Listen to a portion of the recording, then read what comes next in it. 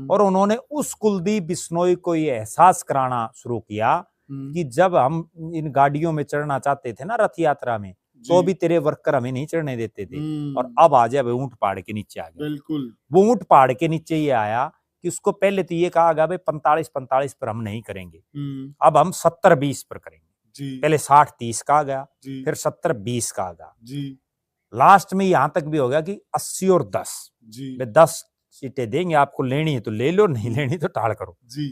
वहां फिर कुलदीप बिश्नोई अड़ गए। अब उनके दिमाग में ये चीज भी आई होगी, जब आज आपको 10 दे तो मुख्यमंत्री करते बनाऊंगे, वो तो फिर प्रश्न ही गौण हो गया था। फिर ये हुआ कि वो समझौता टूट गया। उसके बाद इन्होंने कभी मायावती के साथ किया, कभी विनोद शर्मा की पार्टी के साथ किया, कभी कुछ किया, ये जोड़ तोड़ करके, और इन्होंने विनोद शर्मा के साथ अलायंस करके चुनाव लड़ लिया। चुनाव लड़ा तो 2 जीते। जैसे वो यूं कहते ना, जब 5 जीते थे चौधरी भजनलाल, जब चौधरी देवीलाल जी जीते थे तो ये कहते थे कि 1 जसमा जीती और 4 और जीते, कुछ इस तरह का वहां शब्दों का यूज किया जाता था जो नहीं करना चाहिए।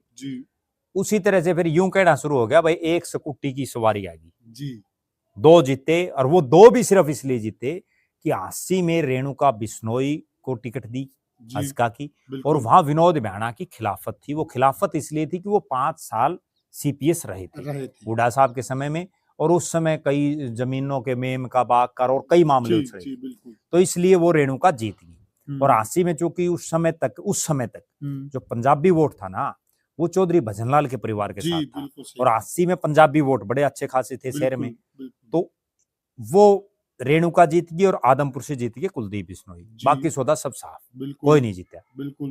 फिर ये हुआ, कुलदीप बिश्नोई ने फिर राजनीतिक बोल की, उन्होंने अपनी पार्टी को स्थापित करने का प्रयास किया, लेकिन वो नहीं हो पाई। और जिस तरह से चौधरी राव बीरेंद्र सिंह ने अपनी पार्टी कांग्रेस में मर्ज की, पूर्व मुख्यमंत्री रहे वो भी कांग्रेस से, चौधरी बंसीलाल ने अपनी पार्टी मर्ज की, आखिरकार वो दिन फिर आया कि कुलदीप बिश्नोई ने फिर से एक बड़ी गलती करते हुए राज बीजेपी का, देखो कितनी बड़ी मूर्खता है, ऊपर मोदी मुख्यमंत्री, नीचे मनोहर लाल मुख्यमंत्री, और जाकर के राहुल गांधी के सामने कांग्रेस ज्वाइन कर ली।